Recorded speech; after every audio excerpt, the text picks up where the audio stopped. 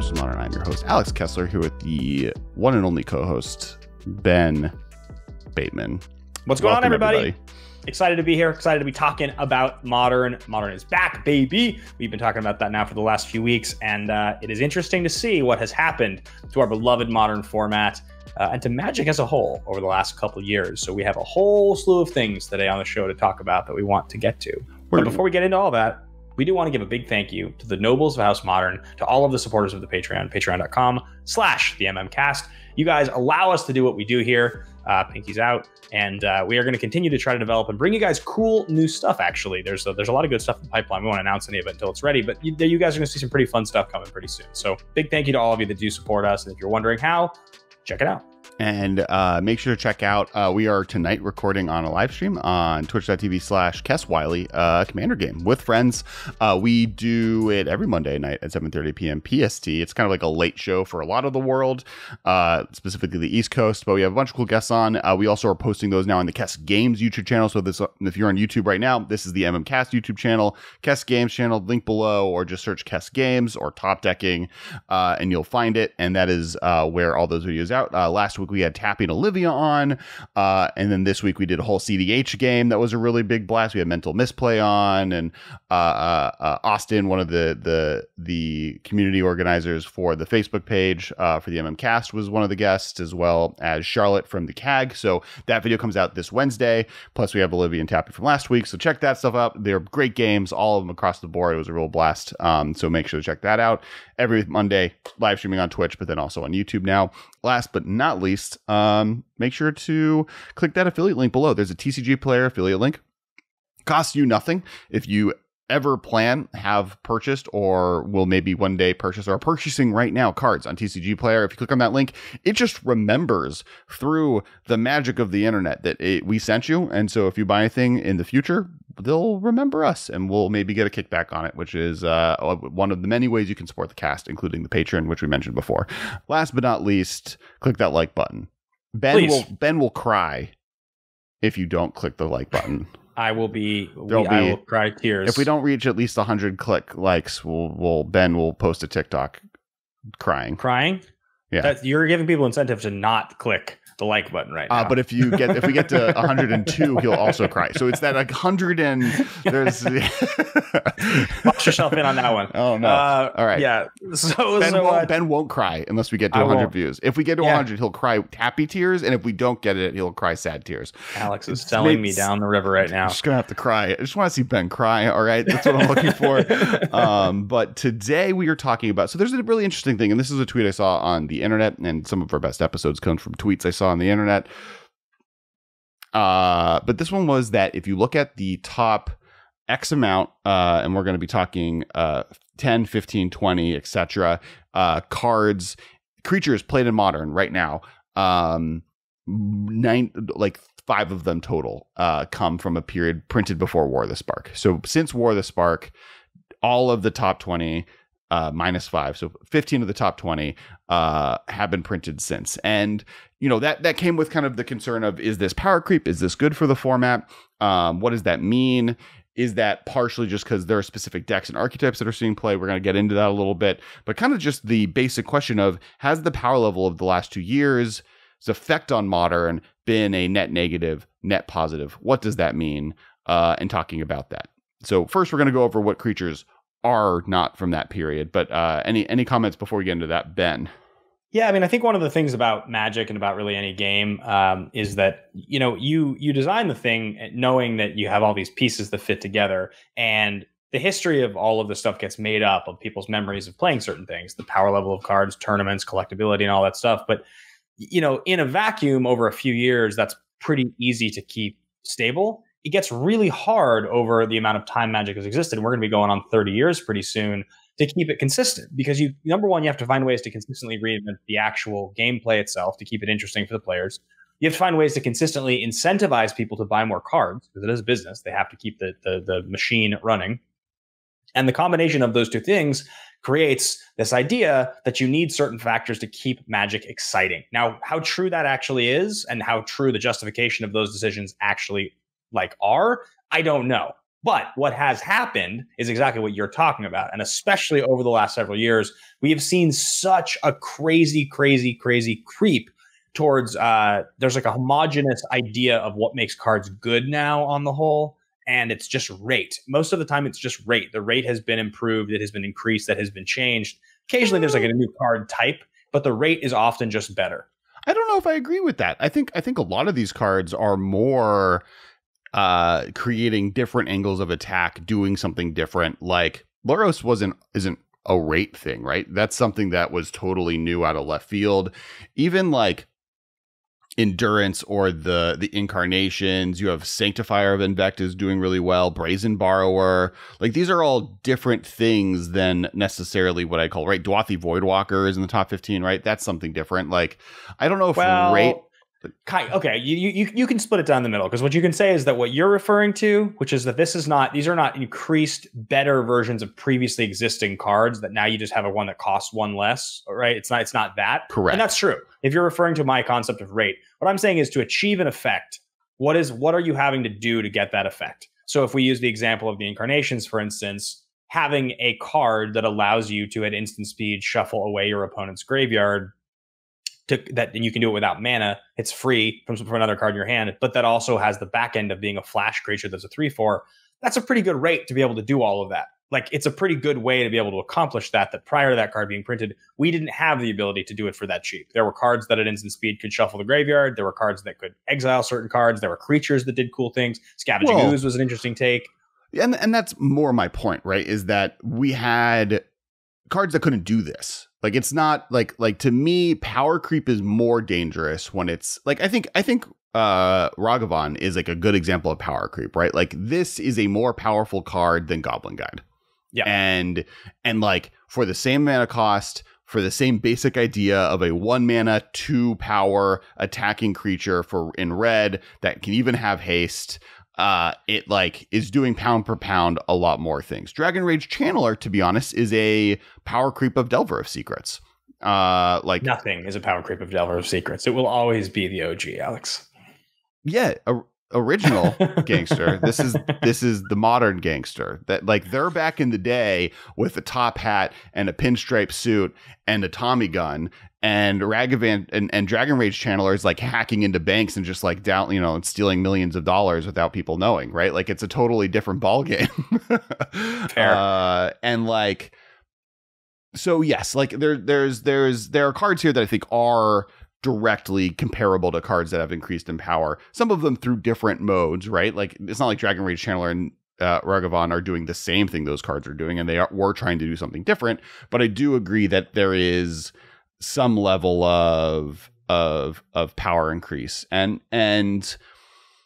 is that a good or bad thing? Like to me, I go two ways, right? Like we had one of our best episodes last year was Modern has become a rotating format, and if you haven't listened to that episode, I highly recommend it. It came out right during the companion moment, and it was dealing with this era, right? Like War of the Spark into Modern Horizons 1 into M20, which to be totally honest, it was extraordinarily influential, into Eldraine, which we all know is extremely powerful, Theros Beyond Death into Ikoria. And it was a lot. Like just cards that have blue-green in it. You had the Evolution card from War of the Spark into the Snake, into Oko, into Uro, but and then into Karuga, I guess. But the in the midst of that moment, it felt so intense to be like, the format is just every single month, cards are being banned, totally drastically changed, ending in now where Modern Horizons 2 has come out. Basically, the word on the street is don't ban anything. Like I sent out a tweet of, if you're going to ban one of these cards, what do you get rid of? It was relatively close, but don't ban is currently winning. Mishra's Bauble was probably the most commented on should be banned. If they're like, don't ban anything, but if you need to ban Mishra's Bauble, which we talked with Zach Allen a few weeks ago, and that was his kind of opinion as well. We'll get into that in a second. And then Urza Saga, but for the most part, people are like relatively fine with the health of the format. And I think there's something that's really interesting that's happened, right? Yes, the top 20 cards being primarily from recent sets has rotated the format drastically. Now, we had COVID in the middle of it, so the fact that like Modern kind of went away for a second, so the metagame was going to be a drastic shift anyways from people playing a year ago and people playing now. But now this in some ways makes the format a lot more affordable, especially with fetch lands now going for, I can get a Scalding Tarn for $35. And which, by the way, etched foils right now, buy them. They're dirt cheap. It is crazy. I can't believe like the old border edged foils, how inexpensive they are compared to what I expected them to be. Yeah. I'm sad because I got a Scalding Tarn one. I might like switch it back out in Kess because it's no longer like the more premium version of the ones I own. But it's the one I opened. I was super hyped, and it's like worth the least of all of these. But the fact that the mana base right now in Modern is pretty cheap. I mean, it's still expensive, right, compared to other things, but compared to other times in history, very inexpensive. And the creatures have all been printed within the last 2 years. Yes, a lot of them for Modern Horizon sets, but even then, like, a lot of these cards aren't that expensive. Like, Modern might be one of the most affordable places to get into Modern in history that's ever been, right? And like, I mean, to add to your point there, when we get to the idea of that, we're kind of in that same moment again with sets being printed and the power level creeping so fast. One of the things that came out of that old era from a few years ago was while there were bans that happened and people responded the way they responded, a lot of people got into playing Modern during that time. The first Horizons was a big boon to the format. People loved it. People loved talking about it. They loved buying it. They loved drafting it. Horizons 2 is still very available. It's still a relatively new set. Your store probably has packs selling for close to what they were selling for when the set was first getting opened. And a lot of it got opened. Tons of it got opened. Lots and lots and lots and lots of people bought it. So you can get a lot of the staples fairly inexpensive. And the thing that's so funny about Magic's economy is that it always seems like in the moment when it's getting open and things are low, people miss the moment because they're like, I mean, it's just so maybe I'm not buying into this thing and it'll just stay where it is. And every once in a while you'll get like, I remember I bought a bunch of the Pain lands from Horizons 1. I bought a whole bunch of them. I was like, oh, these are great. There's no way these don't go up. They mostly didn't go up. Literally everything else from that set that I could have bought for dirt cheap went up. Like literally everything else. And so if you look at like what you can get right now in Horizons 2 and just what's popular in the format, it's a great time to be getting in. It's a great time to be stocking up and beefing up your collection. And I do think that we're in another period of growth. But the thing is, the question people probably ask is, how long will the cards that we're opening now be around for? How long will these be the cards? When's the next big shakeup, big rotation that we're going to see? Well, I think we have two things there, right? One, Wizards has heard loud and clear that the power creep of the last 2 years was untenable, right? Like they've realized that they went maybe too far above the line, and you can see that with Strixhaven and the most recent set, right? The Forgotten Realms. Neither of those sets showed up and were like, we broke Magic. Here's 5 different cards that need to be banned out of multiple formats. Maybe 1 or 2 cards are really good, right? But that's like how the world used to be, is like 1 to 5 cards from a set would see significant play in eternal formats and otherwise wouldn't see play. Modern Horizons 2 isn't that, but Modern Horizons 2 is also express purpose was to print powerful cards into Modern. So it's kind of hard to say like, oh, that had 20 cards that are seeing play now, when like that was the job. That was what they were attempting to accomplish. So that one's a little harder to point at. And even Kaldheim. Like Kaldheim hasn't been that influential like across the board, right? Like there are some cards that are obviously powerful from the set, but it's not like it's breaking any format. So like the last 3 sets have not been nearly as powerful as that year before that. And oh my God. I mean, the War of the Spark moment is one of the craziest. That's one of the craziest moments ever. Like there were so many cards all at once from all different angles that we were talking about. And they all seemed on some level like they equally needed to be banned. And all kind of for fairly obvious reasons. Like it's like a lot of what we're seeing right now, the stuff that I was talking about a second ago with, this is a version of this effect we haven't seen before. It's very convenient to accomplish it. That's what pushes the power level up. I would say that we haven't settled into like, which of these decks is going to stick around, which of these decks is going to get solved, which like maybe like the 2 cards that we've talked about that are most likely, Ragavan being the third, but like Mishra's Bauble and Urza Saga, they're both colorless. They both go into any deck that you want them to. You know, that's maybe the biggest concern there. And Astrolabe got banned for that same reason. But like, I don't even. No, I think there's an argument that from War of the Spark to Ikoria, and maybe if you want to stretch it to Zendikar, but I would like War of the Spark to Ikoria, that 1 year is the most powerful year in Magic history. Yeah, I would agree. Like, and I don't think it comes close. I don't even think Urza Saga, which obviously had very powerful cards in it, was and I like Affinity's issue was homogenization. It wasn't power level. It's just like all of the powerful cards were colorless, so every deck could just play all of the powerful cards. Urza Saga was powerful cards, and a lot of them were broken in a way that some of these cards might not be, but the glut of powerful cards is the difference. Like, there are so many. That's what I was going to say. Yeah. You go back and you look at the cards. This is something that's really, you can't do this now because the Urza sets are so expensive to open packs, but it used to be 5-6 years ago, you could go to a GP and you could do a chaos draft and you could spend $30-$40 on like a pack of like Urza's Legacy or Urza's Destiny. And you could even spend like $75 on a pack of Urza Saga and like throw it in for fun. Now it's like, I don't even know how much, like $800 or $1,000 for a pack of Saga. But, you know, if you open those packs in a chaos draft, they're awful because the vast majority of the cards in those packs is horrible. They're terrible cards. Like, their power level by and large in the set is very low. It's just that the power level of the few cards is so busted. That's like where the difference is between a powerful set now and a powerful set then. You look at like what happens in War of the Spark, and like there's like 17 cards in War of the Spark that are excellent, like phenomenally good cards, right? And like even the stuff that's a little below it, like because the rate you get now with commons is so much better, they're still all push. That's the real power creep. That old stuff, and same with Affinity, most of the cards in those packs, they're very low power. Like extremely underpowered compared to the big ones. Yeah, I think that's true. I think some of that is Wizards having a better understanding of all of the audiences they're trying to make cards for, right? And like capitalizing on that, which some people complain about, right? They don't like that Wizards is currently targeting Commander players separate from Modern players, separate from Standard players, separate from Draft, separate from Pauper, separate from Legacy, etc. There's a lot of people that are in Cube, I guess would be the other one. There's a lot of people I think out there that wish that Wizards went back to like, we're only focusing on Standard and Draft, and that's it. We're kind of also mediumly wild with Draft, where we'll do everything from like a weird set like Zendikar all the way to Innistrad, and that's it, right? That's all we're going to focus on. And then we have the archetypes. We have the Timmy cards. We have the Johnny cards, which are like weird cards that don't actually do anything. Timmy cards that are like just very expensive bad cards. And then we have the Spike cards, which is the main audience that we're designing for. And now it's a lot more like, no, those psychographics don't really exist.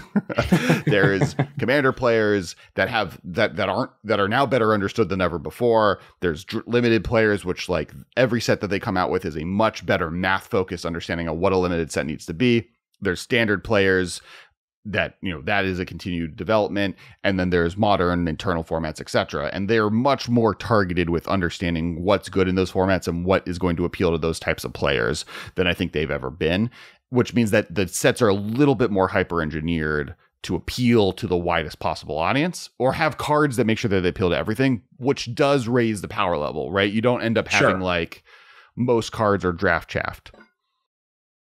Right. They try to make it an interesting experience for all players of all varieties to open packs. They want packs to be exciting, which is another reason that they've seen so much, so much of the focus you're talking about with those player specific ideas of this is what this pack is for, this is what this product is for, this is who should buy it. And yeah, I mean, I do think some of that is also like, I think two weird things. And that was something I found out in that rewatch I did of our like Modern Horizons 1 prediction. The other thing that changed into this period, which I feel like gets ignored, is the London Mulligan rule. Oh, sure. Like in that episode, we were talking about it being tried out at that Modern Pro Tour that was coming up. And like, we even had a long conversation of like, will they ban anything out of Phoenix? And we don't think they will, because they have a data set on what the Magic format, Modern format looks like with this current Mulligan rule. And they're going to want to see what it looks like in comparison with the new Mulligan rule. And how does that work? So like, I I do think that has had a pretty significant effect on just like the power level of decks in general, or how consistent power level can be, which is I think one of the reasons that so many cards have been banned more than anything. I don't think that necessarily has affected too much what we're talking about today, actually, but I think the high quantity of bannings in every format have been caused more by that rule change than even necessarily the power level of the cards. More control. It's more control over the way the game's going to go. So the margins of the cards being pushed to be a little bit, flying a little closer to the sun in terms of their. One word that I think that we don't really we don't use, or like a concept that we don't, I feel like, reference often enough, is that the reason these things happen, the reason that power creep happens, it's because opening out of packs and drawing in your hand cards that are exciting and pleasing is fun. It's what makes Magic fun. It's fun for every single player at every level, whether it's a new player or a seasoned player. When you open your opening hand in any deck and you see a bunch of cards that are awesome, that do really powerful, cool things, that are efficient, that's so much more fun than having to fight to make weak cards work. And I think it's ultimately like, you have that serotonin hit that happens when you get an opening hand that's got like a Soul Ring in it in Commander, or like if you're talking about in the old days of Phoenix, like that opening hand that had like 2 Phoenixes and a Faithless Looting was just like, oh my God, this is going to be so good. This is going to be so much fun. Oh my God, this is incredible. And then Faithless Looting gets banned because like exactly those types of cards are the types of cards that push things to be too far in that direction. So I think that the design of all of these cool, interesting, powerful cards is a direct reference to the fact that that's what Magic players like.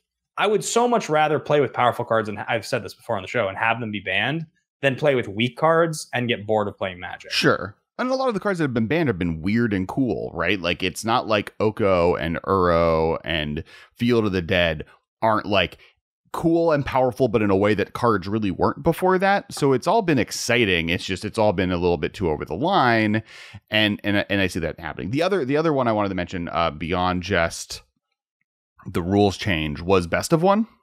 Yeah, is the other thing that's been introduced, and specifically the involvement of cards designed for like versatility in Best of One is, I guess, kind of the point I want to make with it, where like there's a lot more charms. There's a lot more, this card does 4 different things. There's a lot more abrades. There's a lot more commands. There's a lot more, I mean, honestly, the stuff like Endurance is a great example, where like Endurance is a hate card that I'm fine playing in my main deck because sometimes it's just a 3/4 for 3 for flash. And like, that's a good enough card. And then sometimes I'll eat, sometimes I'll just eat their graveyard or save cards in my graveyard that I need to protect. So like, I think that the focus on Best of One also is a layered like reasoning for like just the overall quality of every card being a little bit better, because they are meant to be more like, sideboard cards are less of a thing that exists. You no longer have the luxury of like, oh,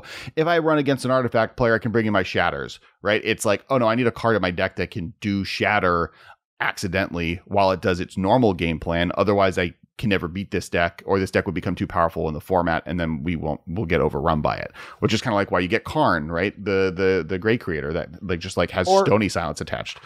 Or it's the other reason that you get so many of these cards that are Swiss Army knives. Maybe the effect that the card has is not that high, but like it does 3 different things, right? Those commons that keep coming out that are like, choose one, and you have 3 relevant, legitimate things.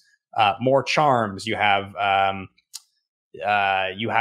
more split cards, you like I remember loving Incubation Incongruity a few years ago when that card got printed into the last Ravnica set. And like, the reason I loved that card so much was because I loved that for 1 mana, I'd be able to dig into the thing I needed. And I loved that for 3 mana later in the game, I had the ability to get a piece of removal. And those are 2 things I love doing. And that card wasn't that powerful, but it was everything I wanted. And I was totally willing to play that card for exactly that reason. Well, and like, charms are powerful, right? There's a reason that every pro player on the planet loves a charm or loves a modal spell, and it's because they give you really good optionality that doesn't look powerful on the face for face value. You're getting a bunch of different things, and like all of them seem kind of mediocre or just okay or just under rate, but because you're getting to choose between 3 under rate options, they're all now above rate, because not only like you get that medium rate option that's normally pretty playable, but you will have the option you need in every situation. And like, that's a level of power creep that I think isn't talked a lot about a lot, and is definitely a thing that you look in here and you see that, right? Like Brazen Borrower is a great example of that. Like you see a lot of these cards that have those type of options going with them in this list of cards, that it makes sense that they're as powerful as they are.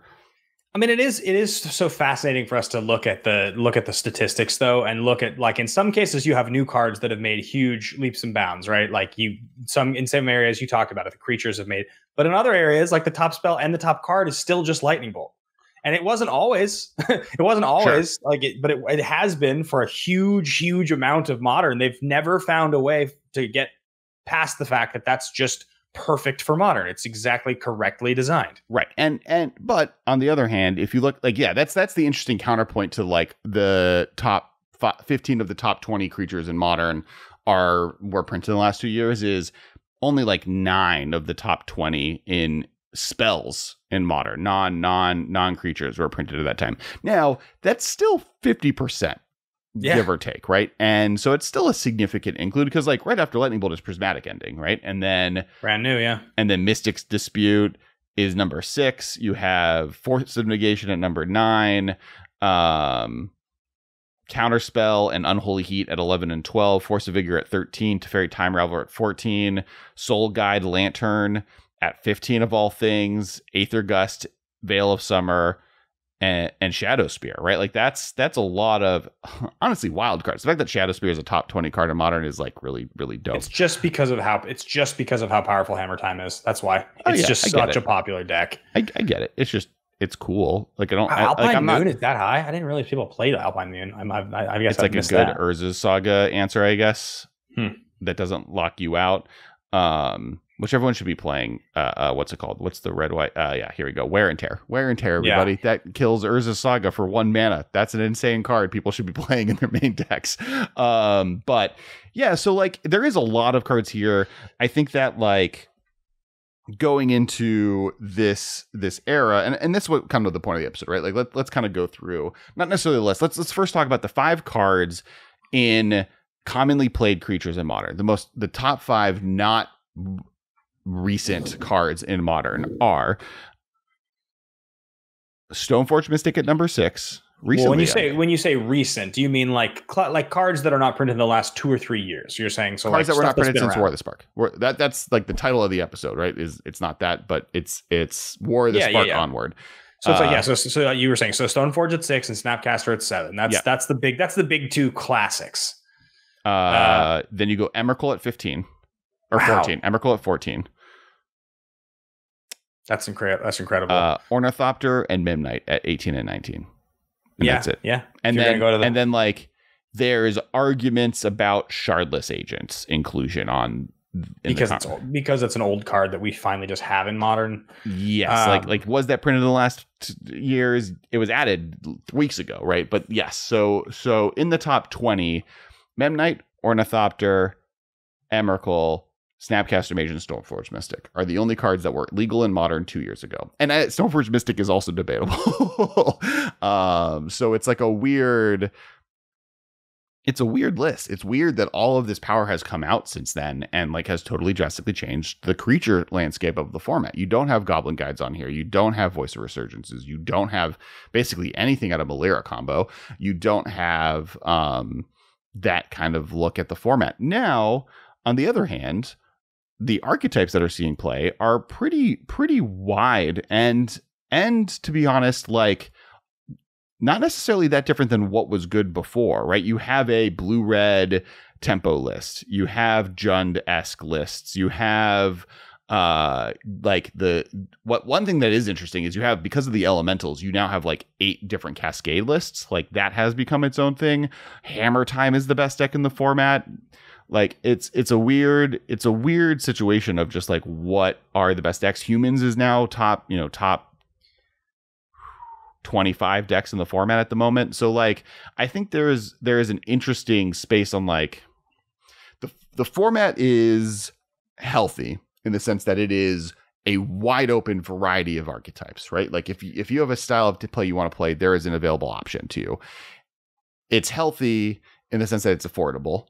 And it's the way it's unhealthy is if you had a Magic Modern collection before 2018, most of your non-land cards are now less powerful or less played than they were. Yeah, I think also getting back to our point initially about the what makes the new power powerful, like, and I mentioned rate. So if you go look at the things that are in the top, Lurrus is the number one creature, right? And that's a very unique card. The idea of Lurrus existing, how it works, the way you put it in your hand, even just a card that allows you to do that thing, that's all very unique. And that's kind of the one thing when you talk about what pushes power in Magic, one of them is new card types. And the companion rule and the way that works and plays is a new card type. That's not something we had seen before. On the other hand, you look at number 2, Ragavan is number 2. Well, Ragavan is number 2 for a lot of reasons, but the biggest reason is because it's doing everything that you wanted Goblin Guide to do, plus like 10. It's not as fast, but it's just going to replace it in any of the decks that you would have played Goblin Guide. It's just going to give you more. It's going to give you more reach. It's a more interesting card to have in your hand, so you're going to play that card. So that's why Goblin Guide is not here. You look at Dragon's Rage Chandler. If you said it's a better, more evolved version of Delver, that's probably true. What it really is Delver that allows you to have more control over it being the card you want it to be. Whereas Delver was very random and you had to just like let the game come to you sometimes. In Modern especially, you didn't have a lot of great ways to make Delver, right? Yeah, it's Delver that has better tools to make it into a Delver Secrets. Yeah. That also draws you a third of a card every time you cast a spell. Totally. And so then you go down to, skip a couple here, but you look at Brazen Borrower, it's like, why is Brazen Borrower so good? Why is Vendilion Clique not on this list? The reason is because a 3-mana spell that you play and gets lightning bolted, it was really good in the old Modern. This one also has an effect, but it counts as a spell that is part of a combo and then also has the same body and isn't legendary. Like, it's doing a lot of the same stuff that you would have wanted a Clique to do, getting you an effect. It's just doing it in a way that is more pleasing, more comfortable, and allows just more optionality for the decks that want to play it. One thing I do think that's interesting about this list is you mentioned new card types, and other than Ragavan, Dragon Rage Channeler, and Sanctifier Endvect, and Stoneforge Mystic Stone, Snapcaster Mage, which existed in the format amongst themselves, every other card is basically a new card type, right? Lurrus, Companion, new type of card. Yeah. Endurance, Solitude, and Fury, which I have a conversation about Fury in a second, but Fury, Solitude, and Endurance are all new card types, right? The Incarnation is a new card. Like it is a card thing that didn't really exist before. Free spells that are also creatures that cantrip in that way. Brazen Borrower, with its ability to, with the adventure mechanic, is also kind of a new card type. It, like, Brazen Borrower, the adventure mechanic plus the incarnation mechanic reinvented the entire concept of what Cascade decks look like in Modern. Yeah. Right? Like, in that, like, just totally by themselves, both of those mechanics existing together finally kind of put those over the edge. So it's interesting how in that top 10 and even 11 if you add subtlety, you have that kind of that vibe. So it's an interesting look at how coming up with new concepts really recreate stuff. And even if you go down to the top 20, Kroxa, Titan of Death's Hunger, new card type. The Titan escape mechanic was like basically a new thing on its own as well. So it's been really interesting watching kind of like all these different things. I mean, Noble Hierarch is number 34. That's crazy. There was a time when Noble Hierarch was the number 1 most played creature in the format. Like, that was the thing. Yes. It was always in the top 5. Not even just, there was an era, like most of Modern history, Noble Hierarch was in the top 5 spells in the format. Like, it used to be a joke, right? It was Lightning Bolt. Literally every color had a 1-mana spell. It was Lightning Bolt, Path to Exile, Swords to Plowshare, Lightning Bolt, Path, Thoughtseize, and then sometimes it would be Inquisition to close, like, depending on the metagame. Serum Visions, and Noble Hierarch. And like, they're all 1 mana, and they're always in the top 5. And then it was Tarmogoyf. And it was a joke that, like, Noble Hierarch is a spell because it would fit with the rest of them. And, like, yeah, it's a crazy list of, like, cards that you kind of see here at what's seeing the most play. And I do think, Elemental's playing Kihire is really funny too. But I do think, like, as far as health of the format goes, it's hard for me to say that this is a bad thing. Last year it was, and friends, I am a person sitting here with Jund and Blue White Control from last year. Haven't even touched it since Modern Horizons come out to like refix them to the new mechanic. I love them too much to like figure out how I want to like take half of the cards I love out to put in new stuff. I like, as a modern boomer, like sympathize with the fact that decks that I loved are no longer viable necessarily. Like, I'm no longer sitting here as a Jund player being like, Liliana the Veil is a card I should be playing. That hurts. The fact that but that's also something that's always existed. It just feels like it rapidly happened. But like, it's been through 2 years or a year and a half since Mox Opal was banned. Affinity wasn't even good at that point. Like, Affinity had been bad for 2 years before that. People asking for Affinity to come back were like already out of the metagame at that point. Like, Heliod green-white decks replace kind of what the Birthing Pod list, and those decks will come back based on the metagame. Like, some of these decks haven't disappeared, right? Jund will always like randomly top 8 every tournament because it's just Jund players are going to be having played Jund for so much longer. So is the metagame healthy? Yes. Is the metagame inexpensive? Yes. Is the metagame fun? All signs point to yes. Do you think that the decks we're seeing, the types of decks that we're seeing be so common and dominate, do you think it's that they're tighter and faster and more consistent? And that's what the format is now. It's like doing more things for nothing, doing more things for 1 mana, using all your mana, like always sort of having an answer, everything kind of having a multi-purpose. Like the concept of a really fair deck being really good now. It doesn't feel like really fair mid-range and control decks are really a thing at the moment. Like, I know there are some, I know blue-white control is definitely a thing. Like, people do play blue-white control, but like looking at the top 5. But like Orzhov Stoneblade is in the top decks in the format, right? And has been basically since the format started. And like, it's a Priest of the Fells, Grief, Stoneforge Mystic, Reanimate / like, this deck is sweet, right? And that's like pretty mid-rangey. Yes, you're doing the Reanimate thing, but that's pretty dope. You have control decks that are like Jeskai Control is still a deck, right? That hasn't gone away. You still have Lightning Bolts, Paths, Teferi, Hero of Dominaria based decks. It's playing a Timeless Dragon, right? You can't be that fast if you're playing a Timeless Dragon. So like, I do think that, hey, it's still got one Celestial Colonnade, right? Celestial Colonnade still a modern staple. I guess there's like a Grixis good stuff deck that people play. Mm-hmm. It looks like that's in the top 5. I've seen this deck before.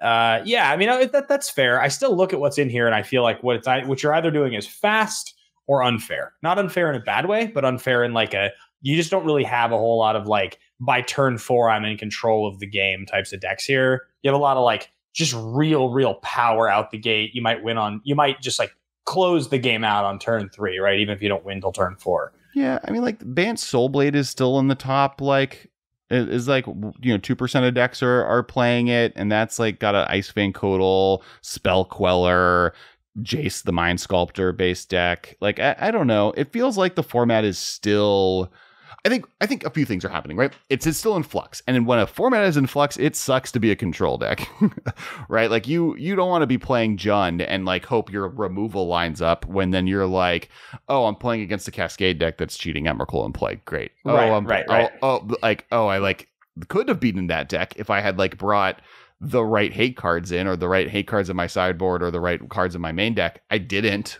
And so I'm going to lose because there's like 18 different decks that are trying to figure out who's actually good right now. And that's true with blue-white control. Those are a little bit more tempo or a little bit better at like having hard answers to everything, and getting counterspell obviously really helped. You know what I actually see one of the major differences between this format and like the formats in years past? I think the ability to come up with a really clever, fair, cool deck, like a brew, that isn't using exceptionally powerful cards is really hard to do. I think that we're being told by the design, and I think in a positive way, this is what the cards you are going to play with now need to be able to do. You need to be able to play at this level, because if you don't play at this level, you won't be able to compete with these cards. You just won't, like, we're not, like, do you know what I'm saying? Like, the whole concept of, like, all the brews that I used to come up with in the old days, it doesn't feel like there's space to brew like that. It feels like brewing now is you got to be playing good cards. You have to brew with good cards, and if you brew with good cards, you can compete with established decks, but you can't brew with Mirror Superior. But a card of that caliber. I would argue that, like, at the time, Mirror Superior was under the power level that you could brew with, right? Like, it was just under, so you were able to squeak by like taking advantage of it in different ways. Like, I don't think that's changed too much, but, like, there's still brews happening. I mean, I've tweeted a bunch of them recently, right? Of people coming up with, like, there was a new Jund list that was really cool that I saw, or there's, like, the Toski Stoneblade decks that are just, like, totally out of left field and are playing Icefang Codals to do cool stuff that Michael has been working on. I've seen, like, really cool rug decks. I've seen decks doing new and interesting things. I mean, hell, this Jeskai control list is playing 4 Counterspell, 4 Archmage Charms, and 2 Cryptic Commands. And 4 Snapcaster Mage, right? Like, this deck has existed since the beginning of the format, and just now it has Counterspell, so it doesn't have to, like, worry about is Remand or Deprive better. And so, like, I don't know. I think you can brew in this format. I think, like, the black-white Stoneblade list I saw was actually totally different than what I planned on seeing. I was walking into that expecting clicking on the list and seeing a group of just, like, very powerful control cards, Path, Thoughtseize, whatever. And this is a Priest of Fellrights, Ashen Rider, Sarah Emissary, Grief, Stoneforge Mystic, Liliana the Vile, Ephemerate, Malakir Rebirth, Persist, Unmarked Grave deck, right? Like, this is like a dope black-white Reanimator deck that just happens to have Stoneforge Mystic to cheat Cauldron Complete into play once in a while. That's so tight. I was brewing this on my phone during preview season, and the fact that this is now on, like, the top 20 list means that there's still stuff to do, and when new cards come out, there's always going to be brew potential. Does it mean you have to be playing with newer cards? Probably, but, like, that was more my point. I don't think it was to say that you can't brew with Mirror Superior or of the like. It means that I think the idea of going backwards and pulling powerful cards that were always on the fringe that you wanted to do something cool with, the kind of cards that were always lurking around, they're not powerful enough, even if you take advantage of their payoff, to compete with the new stuff. That's my point, right? Like Mirror Superior was powerful enough that if you took advantage of a 2-mana 5/6 in the right way, it could compete barely. Like, it was under the line. Getting a 2-mana 5/6 right now in Modern, for any rate, is just not really that good. It's just not really good enough. Like, but that, like, look at Hammer Time. That's what Hammer Time is. Hammer Time is a pile of terrible cards that, like, happen to, like, work to get, like, literally Hammer Time is doing what you were trying to do with Mirror Superior. And I'm going to play this 1-mana equipment that, like, has an equip cost of 8. Right, so this is a uncastable card. That is a comparable text box to Mirror Superior being a 2-mana 5/4 that you are not allowed to cast with mana, right? And then I'm going to play random stuff like Stoneforge Mystic, Pure Steel Paladin, Sigarda's Aid, Ingenious Smith to, like, sneak this card into being a good card. And be at a rate that's, like, good enough to kill people. Like, I don't know if I've seen a more Mirror Superior Burning Cocoa-esque moment than Hammer Time being the best deck in the format, right? We also have the fact that the Dimir Mill deck is now in the top 10 decks. Yeah, like, absolutely. And this deck was always, like, the deck that I wanted to build. It plays 8 crabs, and then I mean, I think the big stuff that grew, because you still have the Archive Traps. But, Tasha's Hideous Laughter was a big add to the deck, and Fractured Sanity. Both those two cards together, and a little while back, we got Maddening Cacophony. We got that, like, a year ago now, I guess, the last Zendikar set. But really, the big ones were Fractured Sanity and Tasha's Hideous Laughter. And it's interesting because at 3 mana, all they're doing is replacing Mind Funeral, and Fractured Sanity is just supposed to be a take on Sanity Grinding. You don't play this deck doesn't even play Glimpse the Unthinkable. That's how crazy this deck is. Like, that was the card. Glimpse the Unthinkable was 2-mana mill 10, right? That was what you wanted to be doing. Maddening Cacophony, the whole reason that you want to do it is because if it was kicked, you get half of their library. So for 6 mana, you're getting Traumatized as opposed to 5, but you're still getting 8 cards for 2 on the front end. So it's fascinating to see. Now we're at a point where the best 2-mana mill card ever printed to this point isn't even in the blue-black mill deck. That's wild. Yeah, that's fair. But it's also possible that your card was bad and they needed different. I don't know. To me, it's like the fact that Elementals is in the top 5% of the decks. Like the Elementals are like we've kind of said for years, Elementals could be the next Spirits or it could be the next Humans. Like they're printed enough, they get powerful enough cards. You just need a good enough. And like new cards that got printed broke old cards that made weird, cool combination. That's the beauty of Modern, right? Is like, oh, this new card works differently with this old card in a way we never thought would happen. I didn't realize that like I was going to be able to be triggering Risen Reefs with like free spells. Right. Like the fact that Risen Reef is a tier 1 Modern card right now is like dope. Yeah, for sure. I mean, that card's really sweet, and that card fits the bill of like medium power in like a core set that like people paid attention to in Light and Standard, and then it's like, let's find a way to abuse this. And of course, then the printing of the incarnations. Yeah, and your point about the mill deck, part of it is also like, it's what happened with not Death Ray Shaman decks, Gitaxian Probe and Death Shadow decks, right? Yeah. Where it was like before Gitaxian Probe was banned, people thought that was the card you were supposed to do with it. This is such a obviously powerful card that synergizes in an obvious way that I should be playing this card. This is the deck and what it should look like. I should be just going all in on giving this guy double strike because I have the ability to play that glass cannon game and it still works. And that's like powerful, but non-resilient. And then people realize, oh, if you play the more resilient version of these cards and you're like a turn slower, you're going to win every game. Right. Your win percentage is now at 60% versus 50%, but the 50% were blowouts or losses. And so like, that's what I think happened with that, right? They've just printed cards that card was always the pound for pound most mill cards for the least amount of mana, but it didn't do anything else. And that was the problem mill decks had. Now they have a bunch of different options that do something more.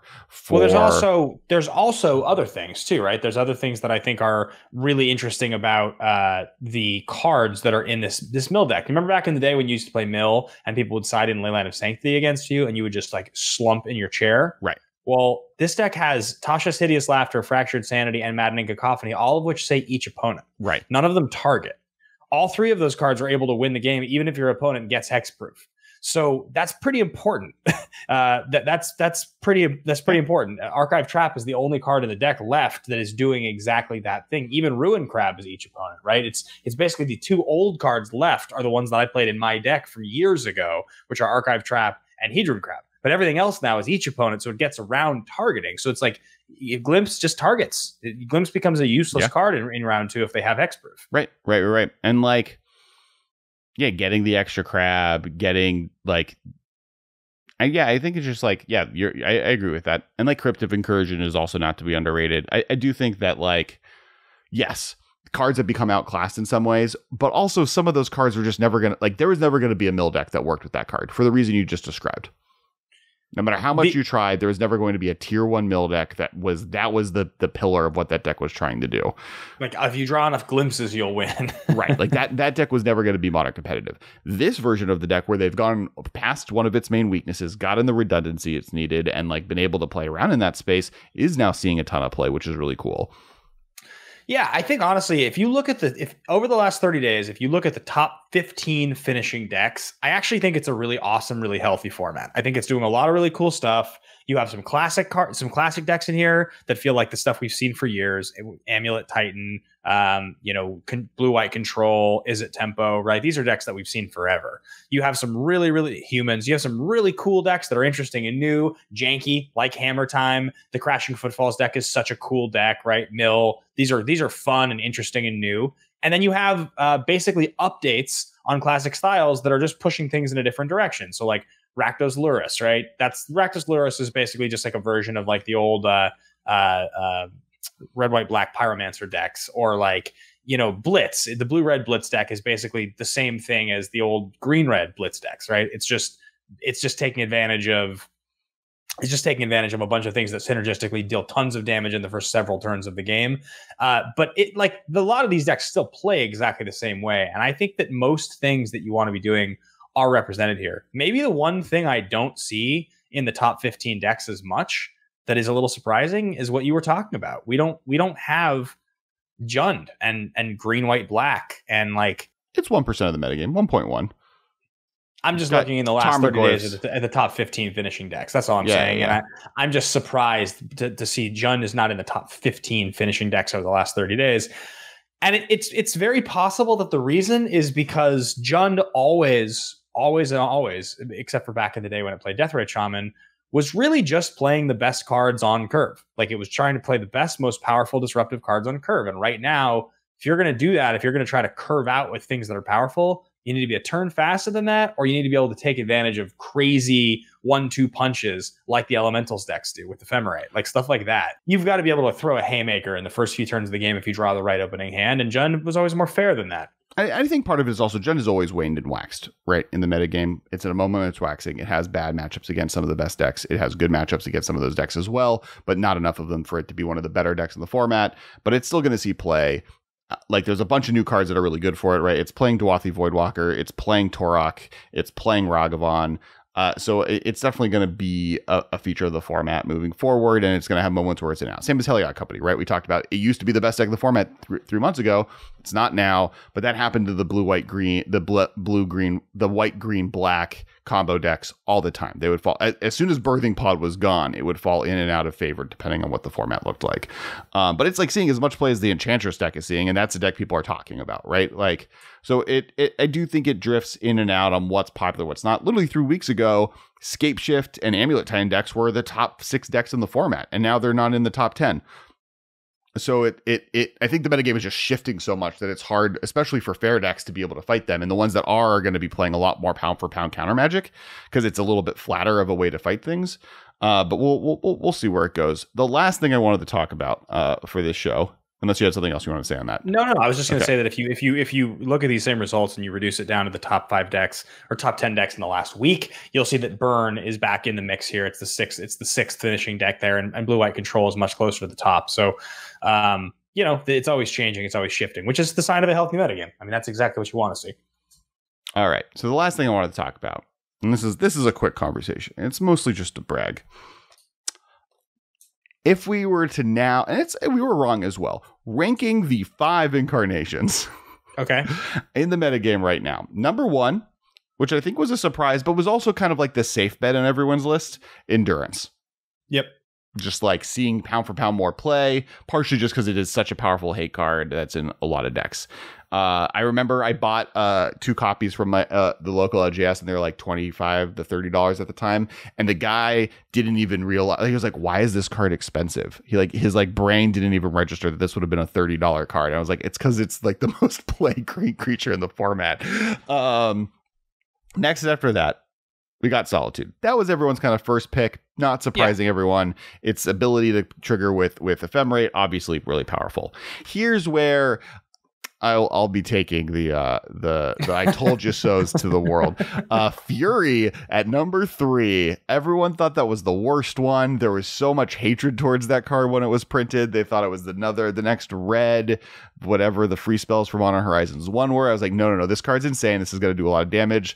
Here we are, number 3 on the list, followed very shortly, and I'll eat crow here. Subtlety. This was my pick for the worst one of the 5. It's number 4. I like Subtlety more than you for sure. It's just below Fury, but Fury's winning. The Fury is here. So Subtlety and its terrible B. Why does that have a B in it? What a terrible Subtlety word. What and a terrible word. So that means that Grief is last. And that's such a crazy thing because when this all got previewed, like, we didn't call Grief number 1, but it was like the solid popular pick by a lot of people to be the number 1. Like, people were so excited about that card. Not only is Grief not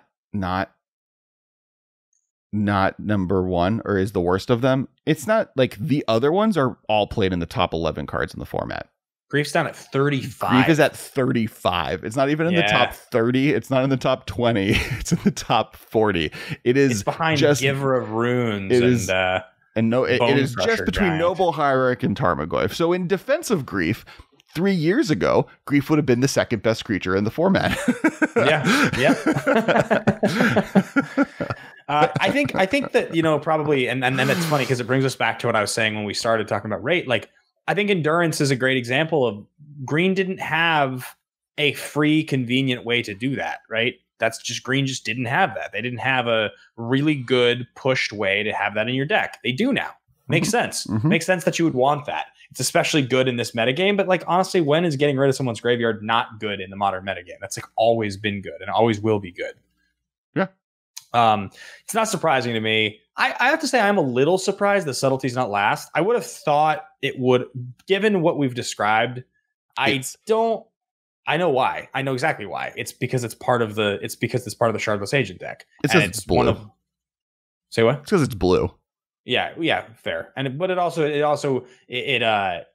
But it's fourth because it's blue because of Force of Negation, and also it's necessary in those colors to be able to have another thing that you can have in your deck that's castable that doesn't trigger off of Cascade. Red, green, blue are the three most important colors to the Elemental deck, to the Cascade decks, and so it being blue is A, in the right colors, B is the just being able to pitch Force of Negation as well, of course. And so like it's just the right color, and it's not an impowerful effect, right? If you are looking to play these things, if you're looking to play elementals or play things that get around the Cascade thing, I'll take this effect. That's something I didn't consider in my talking crap, right? Like you're not playing Subtlety because you're looking for a free counterspell. There are better free counterspells. You're playing Subtlety because it's a elemental that triggers things that you can play as an interactive spell that like you don't need to have as a 2-drop because you need to be able to cascade into something, right? Like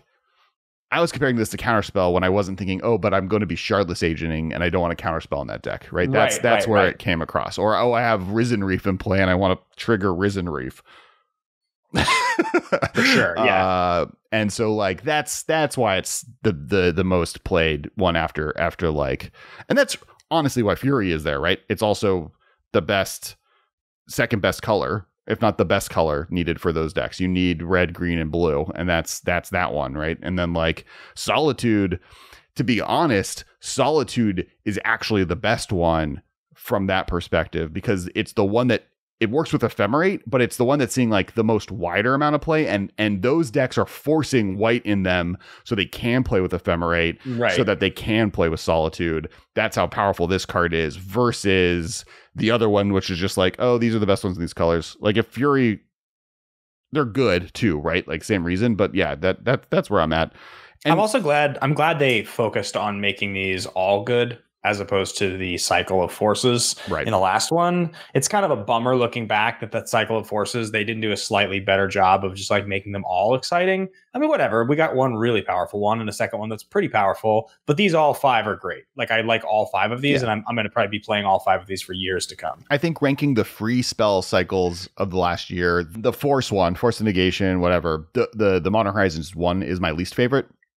I think I would probably rank these as my most favorite, and then the Commander one, the one that if you control your commander, you can cast them for free. I think those are all really good, actually. I think those are pretty underrated. The fact that, like, give Indestructible... I literally think that if I was going to rank all of these, I would put the Commander ones number 1 by a mile. Like, they're like, granted, like, we're not a Commander podcast here, but just first of all, like, having a deck that I like to play cheaper Commanders in that can play the free... If you control your commander, you don't even have to pay anything. You just get free negate. Like that already is just so good. Like it's just like it costs you nothing. Right.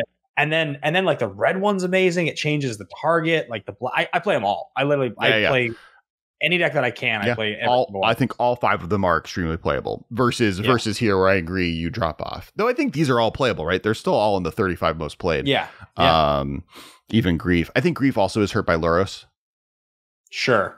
Like the fact that the most played black creature, like in almost every focused black deck, they're like, they don't want anything higher than a 2-drop creature. I think that's also hurting it.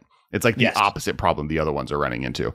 And like, I think that is another feather in Solitude's cap, where Solitude is so good, people are willing to not play with Luros.